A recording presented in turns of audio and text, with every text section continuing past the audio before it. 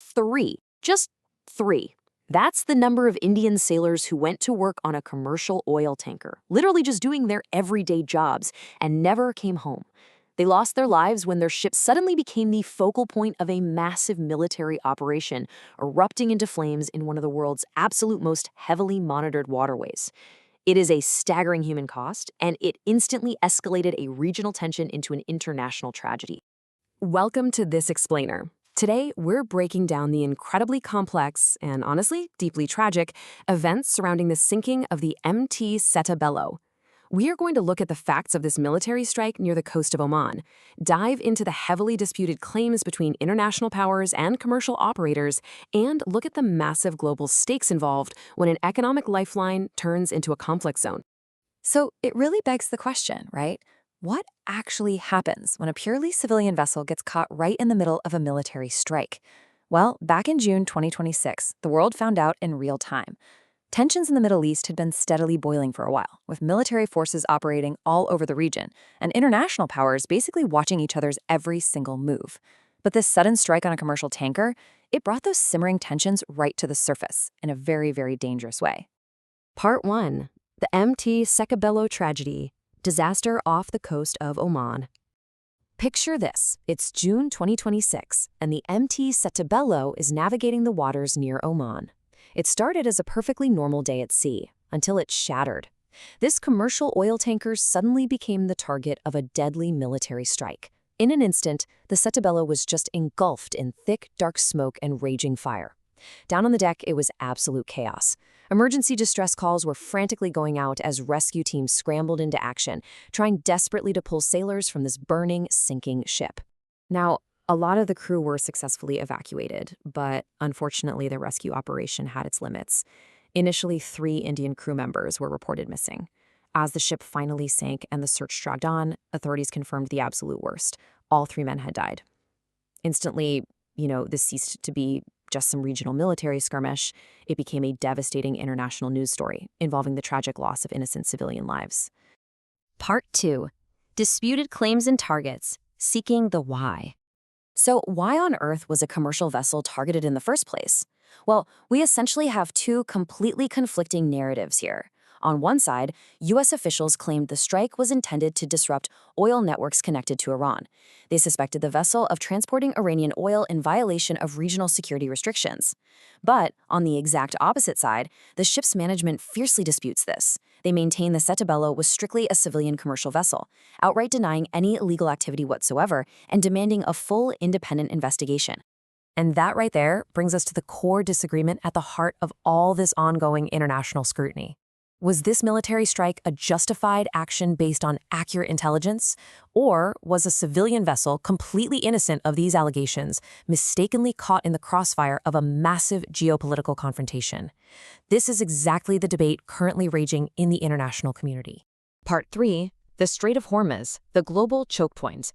To truly grasp why this specific strike has the whole world on edge, we really have to look at the geography. The incident took place near the Strait of Hormuz. It's a narrow little passage connecting the Persian Gulf with the Arabian Sea. But hey, do not let its size fool you. Nearly 20 to 30% of the entire world's daily oil consumption passes through this exact maritime corridor. Thousands upon thousands of commercial vessels absolutely depend on this route just to keep the global economy moving. Think of it like a giant set of dominoes. If you disrupt shipping here, the effects are immediate and they are severe.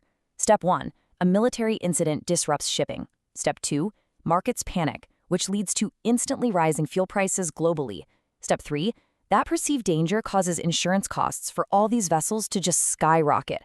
And step 4, the whole thing cascades into global supply chain issues. A single strike in this strait ripples out to impact the wallets of people literally on the other side of the planet. This is exactly why shipping companies, insurance providers, and global governments are watching these security conditions with extreme concern, as this quote perfectly sums it up. The Strait of Hormuz is not just a shipping lane. It is one of the world's most critical economic lifelines. Any instability here isn't just a local problem, it's a massive threat to global economic stability. Part 4. The true cost of conflict. India's response and the human toll.